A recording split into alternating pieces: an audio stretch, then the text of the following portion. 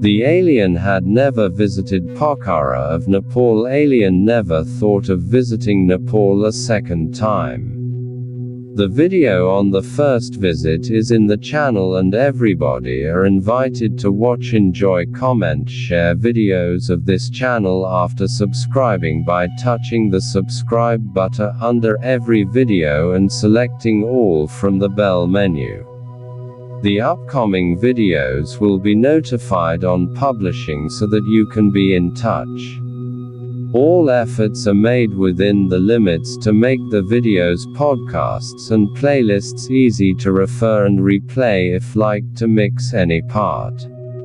This time alien try to make a discourse of this travel and events more verbally, as the visuals are not to an alien expectation. You know that there is no wormholes inflated from Area 51 to Gangotri glaciers. It is summer, May 2024. South India recorded more or less 45 degrees Celsius. This discourse of events are quite, for the auto-alienographic, as autobiographic is not a correct term of this discourse. But for ease of human listening in podcasts and video watching, the usual term second-person alien is hereby replacing with the first-person human word I, my, our, etc.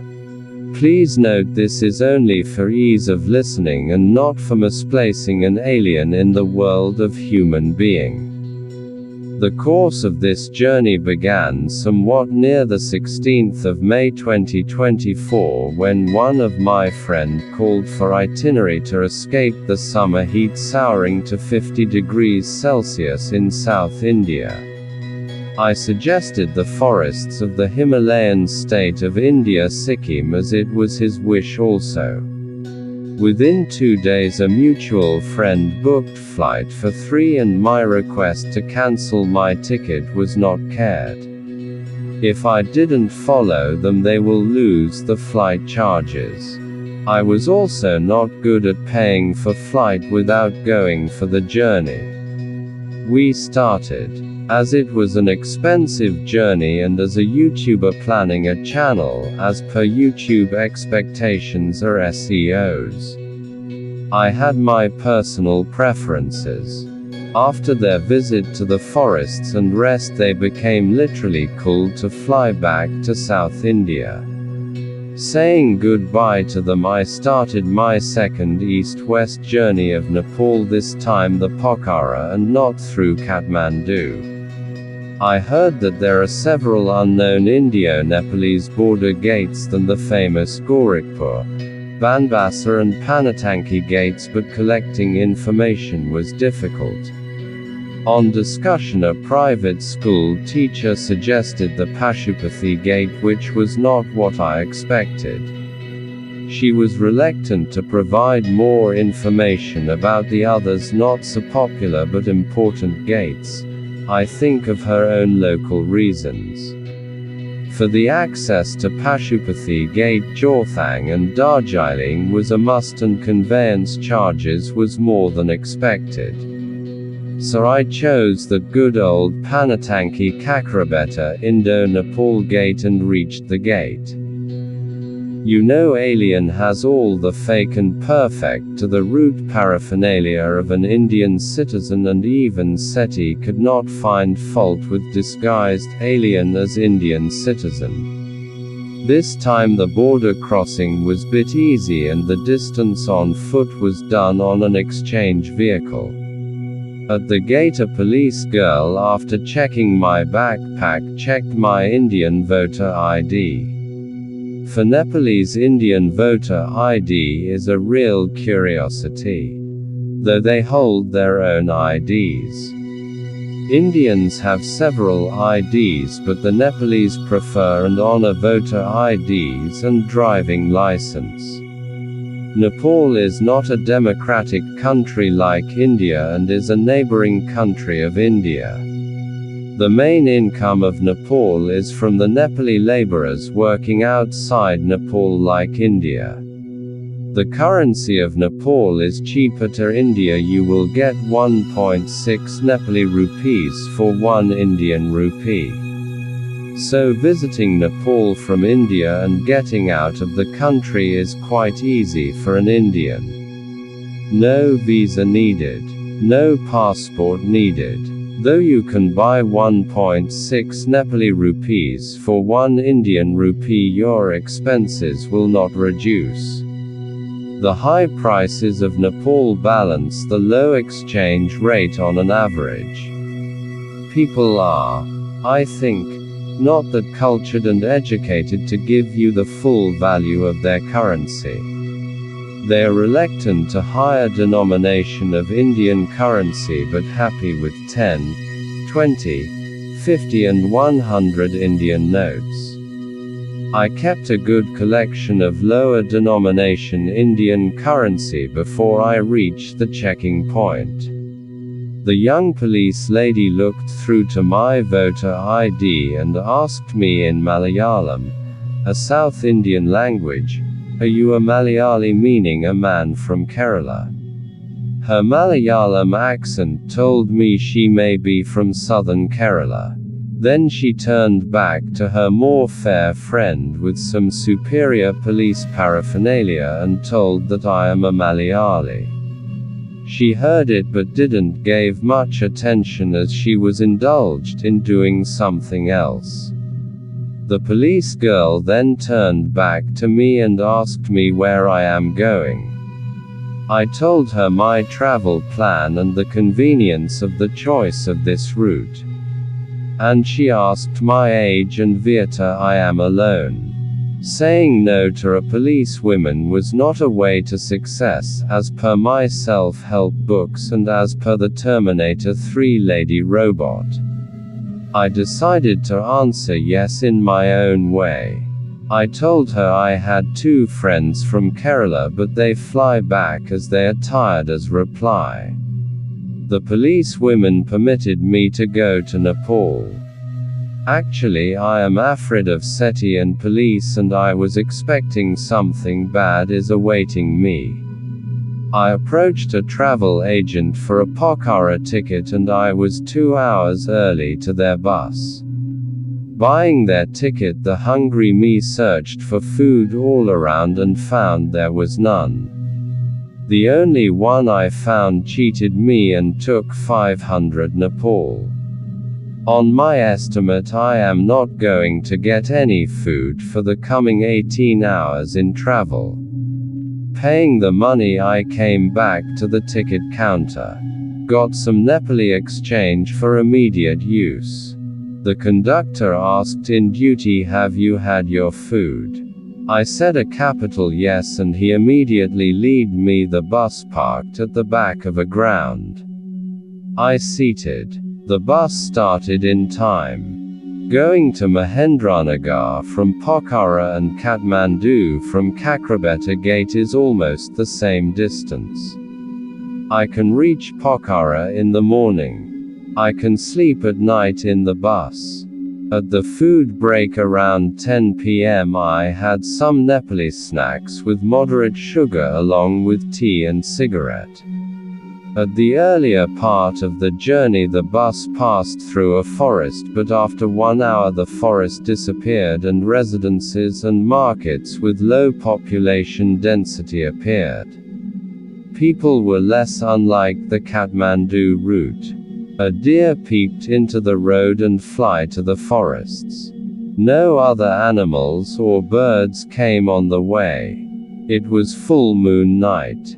Though the cameras cannot capture, I can clearly see the area from the running bus window in the moonlight and the wind was mild cool to make me sleep. Gradually I fell asleep till the morning light shook me up. It was 4 a.m. in the morning and I can see the surroundings clearly now. Rivers and bridges came across. Gradually the day broke out and the bus entered the Pokhara area. Of the 2,400 km Himalayan arc, about 800 km extent is in Nepal. The remainder includes Bhutan and parts of Pakistan, India, and China. Pokhara's geology features primarily Precambrian metamorphic sandstones, shales, and dolomites. Other rocks include Paleozoic fillets and schists of the Lesser Himalayan series. The Seti River runs from the mountains above Pokhara right down into the lowlands of the Chitwan area, and flows through some wonderfully remote valleys. You can see this white river, and the whiteness is due to lime deposits in the water. For a passer-by, the city of Pokhara is of not much importance. But for a staying tourist there is much to see. Pokhara, Nepal is located in the northwest corner of Pokhara Valley, which is part of the Seti Gandaki Valley in the Himalayan region of Pahad. The valley is the second largest in the country's hilly region, and is divided into 4 to 6 parts by rivers including the Seti, Bijapur, and Bagadi.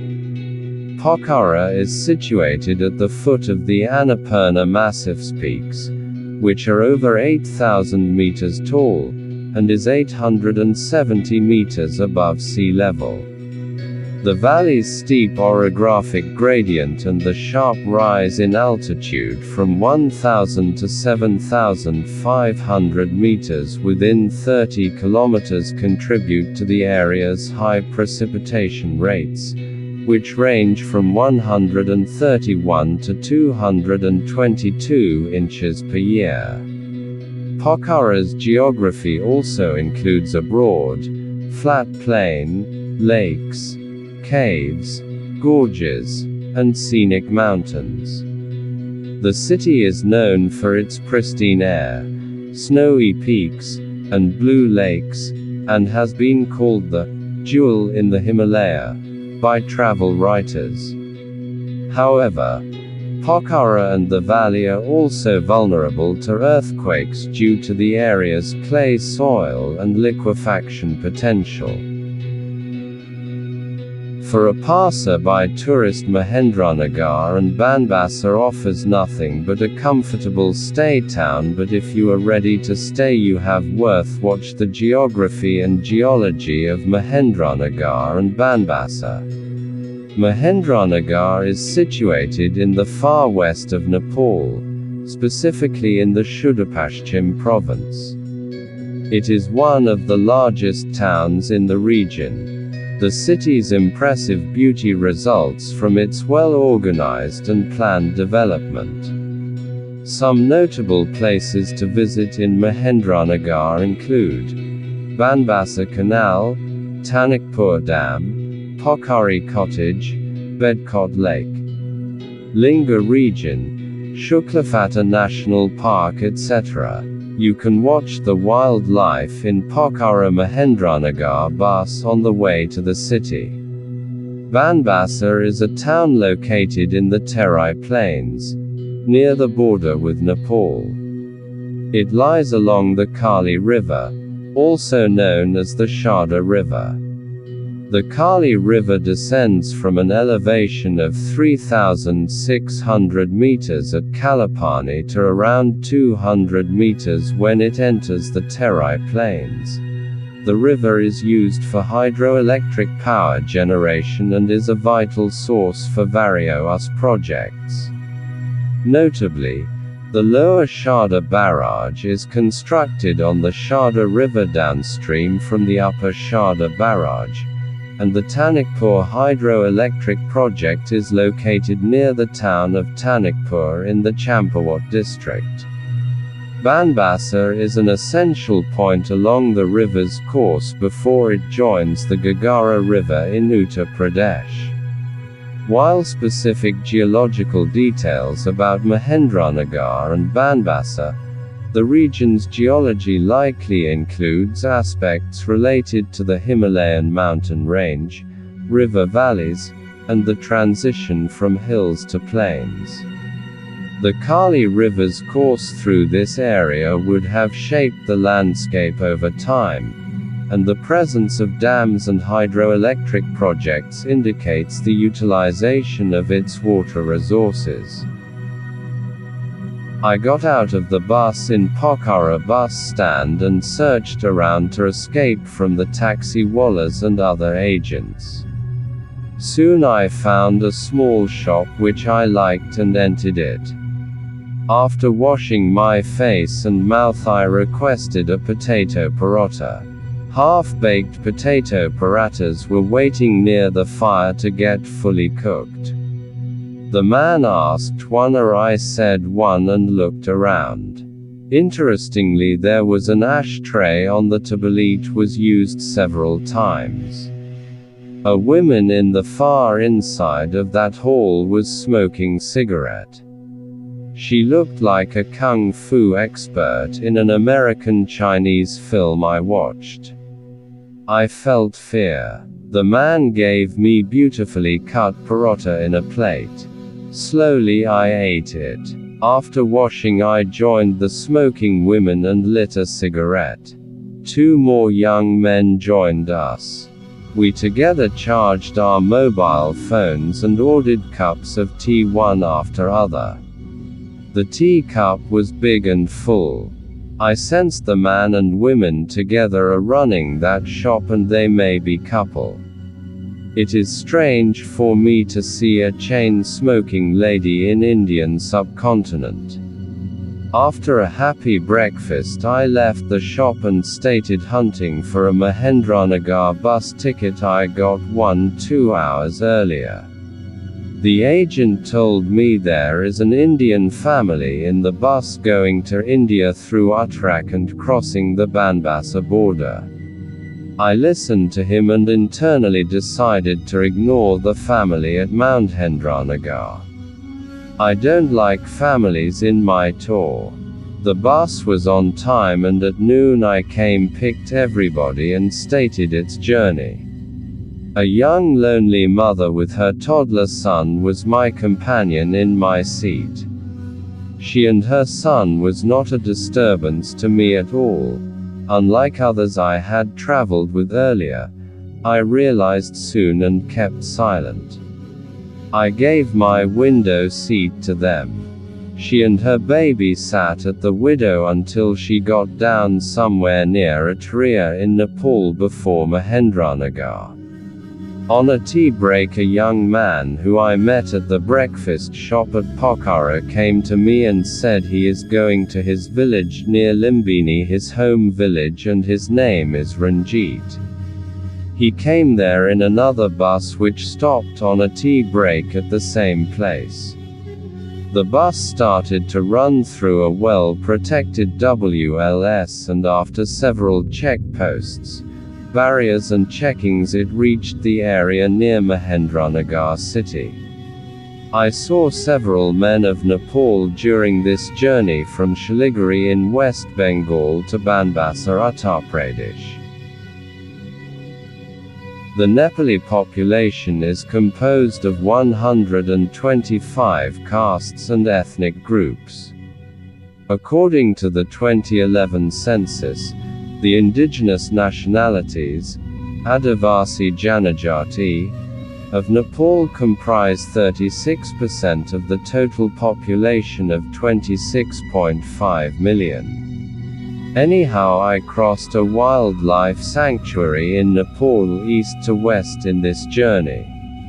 The bus reached Mahendranagar city and stopped. The family men told by the bus agent was gathering and talking to the hotel agents and cab agents. Even though I had no idea about reaching the border and crossing, I left them and walked away from them to escape those Indians. Banbasa Gada Choki 1 kilometer from Mahendranagar, Nepal, as per one info. Another info I got is border in Banbasa is the closest town to the Kanchanpur border, near Mahendranagar, in the far west of Nepal. This entry point is generally preferred by travelers arriving from northern India, especially from Rishikesh, Haridwar and New Delhi. It's a good option for those who wish to travel the country all the way by steps in Bardia, Lumbini, Tansen, Lumbini and Pokhara before ending in Kathmandu, for example. I decided to ask somebody and noticed a young man in blue t-shirt sitting on his bike. I invited his attention with a hello and told my problem. The good young man listened me carefully and said when I finished, "If you give me 200 Indian I can take you to Nepal border." He was straightforward. I liked it. I am tired. Hanging in a cab for lesser will make me more tired. I know that there is a lot to walk from the Indian border to Banbasa, and I had no food after Pokhara. I agreed and we started to the border. He left me at the baggage checking and told me, "They will not allow me further. Let me get permission," and left. I checked my baggage and the man there sent me to check my ID. After the ID I was allowed to walk to India. I knew already from my last experience it's a long distance, maybe 5 kilometers. But how can I leave without paying the biker? I looked everywhere but he was not at all there. I asked a soldier about him and he had no idea. At last I decided to leave without paying. But at the entrance of the Sarada River premises the man appeared with permission and told, "It's a long distance. I can take you to bus stand of Banbasa." We rode, took videos, had tea and reached at a shop of a travel agent at Banbasa bus stand. Actually there was no bus stand. The Uttarakhand, UK buses park in a line on the roadside, that's all. Anyhow I reached UK, India without much difficulties. I was happy. Paid him 300 Indian and sent him back. The bus agent told me a Rishikesh bus will start from in front of his shop at evening 6 and he told he will give me ticket when the bus came. The market as such has some reek. I hadn't had a bath for the last 3 days.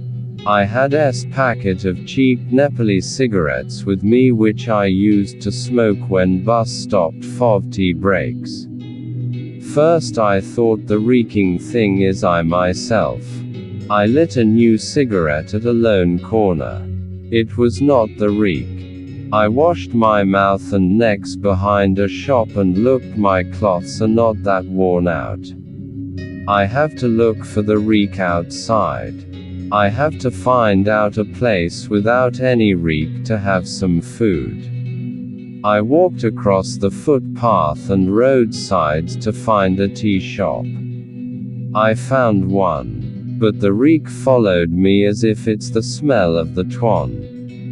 I stopped in front of the tea shop and looked in. There were only 4 seats. 3 gunmen and a very young forest officer girl was sitting in ANC having their food, some snacks. I waited outside as I have no hope of finding another tea shop nearby. Though, how these people eat in this bad air. The 4 forest officers of UK finished and got out. They went walking away. I asked the dop man a tea without sitting in it. He started boiling the tea. Suddenly I realized the reek was from the Gillaby snacks plate exhibited for sales. It was hard to stay alive without vomiting. Either the stuff was stale or it was made out of suje juice added with animal fat of any kind.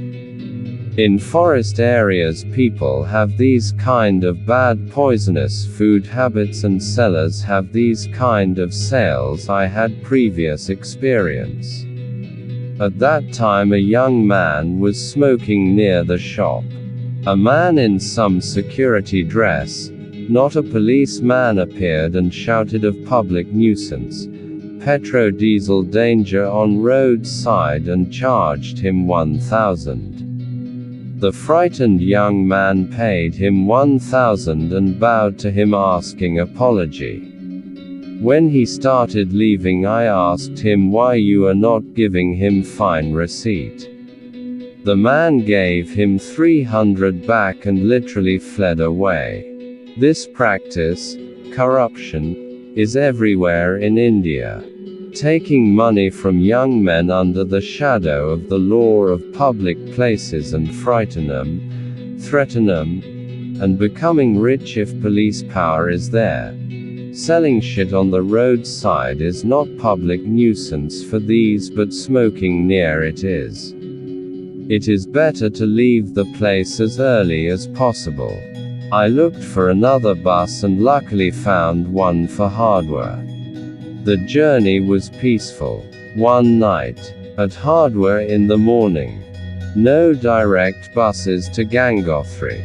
The conductor suggested Rishikesh and showed me the bus. I reached Rishikesh. I cannot even think. Dead tired. I booked a room and hired a man to take me there. He ran for about 200 and told he cannot find the place. Gave him 200. I cancelled booking as I cannot find the property. Walked and found a room to wash and sleep. Food was served at the room. It was good. In the morning at Rishikesh bus stand they directed me to Uttarkashi. Luckily the bus was through the Chamba Theri region and the journey was quite enjoyable. My last attempt to Gangotri, near the Gangotri glaciers of the Himalayas. The source of river Ganges, the longest of India, was 7 skipped by a snowfall. When I reached Uttarkashi city the road to Gangotri was closed. It is not permitted to go to Gangotri during snow season and this second summer attempt is now beginning. Chamba is a town and a hill station. Nearby New Terry city in Terry Garhwal district in the state of Uttarakhand, India. It is situated at a junction of roads connecting Mussoorie and Rishikesh with the Terry Dam Reservoir and New Terry.